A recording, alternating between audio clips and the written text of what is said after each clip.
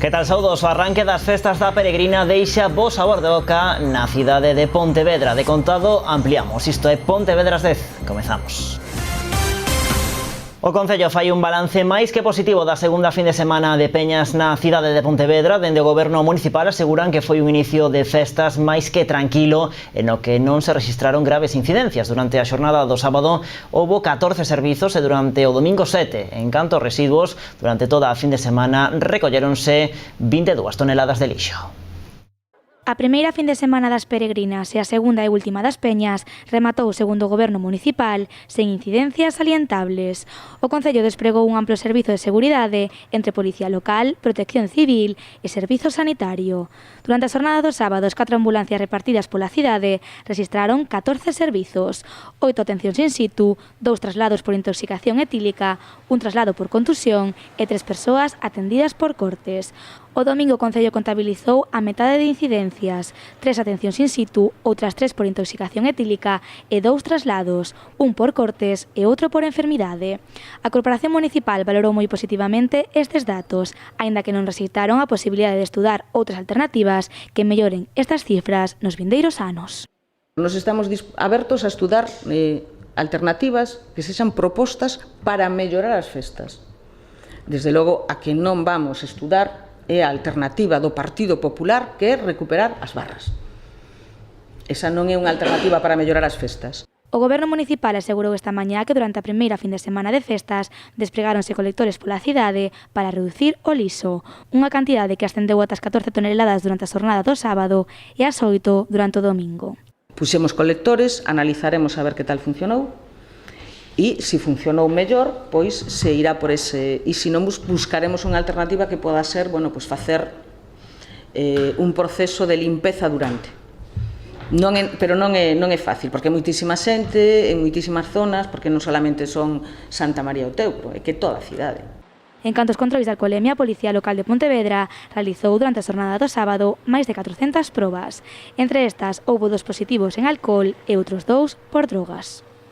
A celebración das peñas deixanos tamén datos en relación ao punto morado instalado polo Concello na Praza de Ourense. Durante a fin de semana, as profesionais que coordinaron este servizo contra a violencia machista e sexual non recibiron ningún tipo de denuncia por acoso ou agresión. Iso sí, os voluntarios e voluntarias desta iniciativa tiveron que acompañar á casa a 2 rapazas de 16 e 24 anos durante a segunda xornada de festas. O punto morado atendeu tamén 2 avisos por mulleres en estado de desorientación por embriagadez durante a xornada do sábado. Ademais, o equipo formado por 8 voluntarios desenvolveu unha intensa actividade informativa e de sensibilización. En total, repartíronse 3.500 folletos polos locais nocturnos e comerciais da cidade e outros 2.200 na caravana e nas rúas. Por outra banda, distribuíronse 2.500 pegatinas, 2.000 dípticos e 3.000 pulseiras. Por último, a concelleira de Igualdade, Paloma Castro, quixo tamén salientar o elevado número de consultas de mulleres de entre 15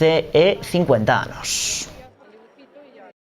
Bueno, o inicio das festas da Peregrina deixou unos momentos para recordar, entre eles o pregón de Manuel Javois. O xornalista e escritor pontevedrés foi encarregado de dedicar unhas palabras ao cento de persoas que se reuniron o pasado sábado na Praza da Pedreira. Un discurso marcado polas anécdotas da súa vida e tamén polo amor e orgullo que demostrou ter a boa vila. E deixenme que diga algo. Nestes tempos nos que tantos carnés se lle piden aos visitantes en tantos sitios, é unha felicidade saber que en Pontevedra a igualdade non é unha palabra baleira nin baleirada, con camiño por recorrer, pero con camiño tamén percorrido.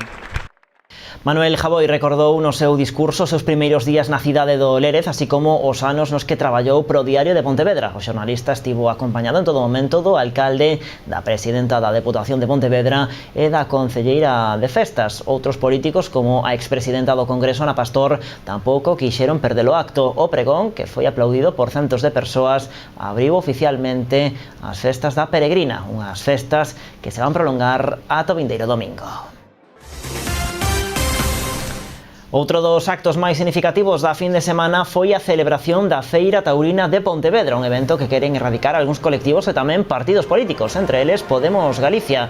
Esta agrupación acaba de exixirlle á Xunta e tamén o Concello que deixen de apoiar as touradas e insisten tamén na necesidade de convocar un referendo para decidir sobre este asunto, unha consulta que, segundo eles, confirmaría o rexeitamento maioritario da poboación a este tipo de actos. Para a Formación Morada, a retirada do apoio institucional nos últimos tempos foi determinante para rematar coa maioría dos eventos taurinos en Galicia. Por este motivo, o deputado de Podemos, Marcos Cal, así como o secretario de Benestar Animal da formación, Rubén Pérez Sueiras, pediron ao goberno municipal que eliminase o convenio que permite a publicidade das touradas nas rúas da cidade. Ademais, dende a agrupación de Pablo Iglesias inciden en que teñen que ser os propios cidadáns os que decidan o futuro desta feira. Por iso, creen que a través dunha consulta pública sobre as corridas podería reforzar a prohibición da tauromaquia tanto en Galicia como no resto do territorio español. Máis cousas, a Xunta de Goberno de Pontevedra aprobou esta mañá as bases para o despregue dos composteiros individuais, un paso necesario para a Corporación Municipal en canto a xestión de residuos. Empezamos o que nos consideramos que é un salto importantísimo na posta en marcha do sistema de compostaxe no Concello de Pontevedra, e se xa somos unha referencia en toda Galiza, porque non coñecemos concello que teña, con unha grande cidade que teña implementado o sistema a este nivel, pois queremos seguir sendo, incluso en festas, incluso en vacacións, e tal como prometimos, dándolle a máxima celeridade posible o iniciar o mandato. As bases aprobadas esta mañá en Xunta de Goberno serán publicadas no Boletín Oficial da provincia a vindeira semana. A partir de entón, todos os veciños interesados nos composteiros individuais, independentemente da súa parroquia, poderán solicitalos ao Concello. O prazo para facelo será dun ano. A Corporación Municipal espera poder comezar o reparto a finais de agosto ou a principios de setembro. Este reparto iniciarase na parroquia de Tomeza, onde xa se realizaron charlas informativas, e continuará na de Salcedo. O goberno local, que conta cun orzamento de máis de 460.000 euros para esta iniciativa, repartirá en total 80.000 composteiros individuais. Bueno, o Goberno Municipal tamén acordou en Xunta de Goberno presentar un recurso contencioso administrativo contra Costas. O motivo, a prórroga de 20 anos outorgada a unha empresa para a ocupación dos terreos públicos de Ponte Sampaio, lugar onde está situada a antiga fábrica de Pontesa. Dende o Concello aseguran estar desconcertados coa actitude de prepotente do Ministerio. Esta actitude non de rapidez e esta actitude, volvo a insistir, de prepotencia, de nin sequer contar cos informes técnicos ou coa opinión da administración máis cercana, que aparte amosou en repetidas ocasións o seu interese para recuperar todos os terreos en defensa da cidade de Pontevedra e dos veciños e das veciñas. Consideramos que deben ser terreos de disfrute público, pois non entendemos, insisto, como non solicitan e nin siquiera, ou para máis inre, se saltan o trámite da audiencia.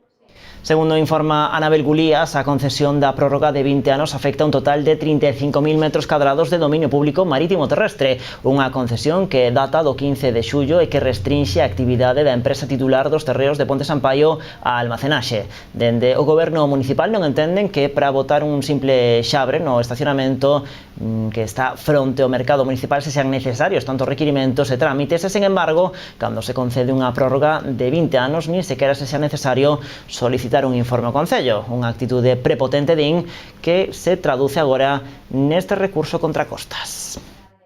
Bueno, despois de tanta política, abrimos agora a páxina cultural. Club de Jazz, ese é o título do novo poemario de Miguel Vaquero Aldazábal. Nesta obra, o escritor realiza unha pequena homenaxe a través de 22 versos soltos a artistas de jazz clásicos como Ella Fitzgerald ou Benny Goodman. Hoxe quedamos con el no convento de San Francisco e isto foi algo do que nos contou. Ella Fitzgerald é, sen dúbida, a musa de Miguel Vaquero. Descubrila foi o que levou a este escritor vigués a indagar máis sobre o jazz clásico e sobre o swing. Nun primeiro momento quería facer un homenaxe a esta artista, pero investigando sobre ela, sorprendeuse con outros grupos e ídolos deste xénero musical como The Mills Brothers, Benny Goodman ou Bing Crosby.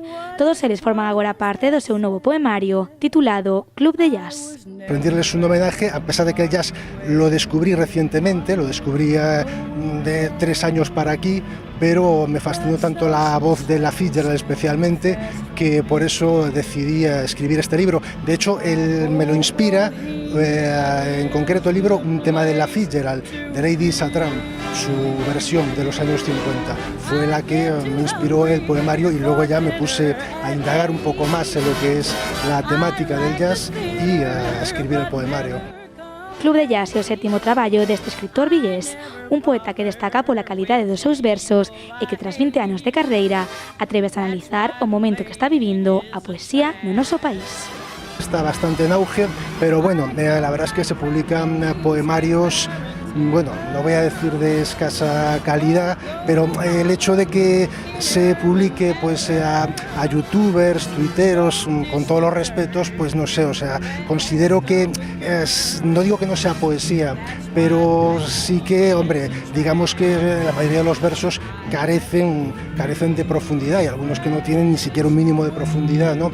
Pero claro, el hecho de que las editoriales y algunas de mucho prestigio antepongan el número de seguidores que pueden tener una red social a la calidad del poemario, pues me parece muy triste, y eso es lo que está ocurriendo actualmente. Un desamor foi o que levou a Miguel Vaquero a comezar a escribir poesía hai 20 anos. O seu primeiro poemario foi Mi Jaula, unha obra que reeditará o vindeiro ano. Entré pues un poco de casualidad, ¿no? O sea, hace como casi 18 años, como digo, casi 20 años, y fue, bueno, pues como a una gran mayoría a través del desamor. Entonces, pues bueno, mi intención era publicar un poemario en un principio y ya llevamos 9, o sea que al final el verso me enganchó, digamos.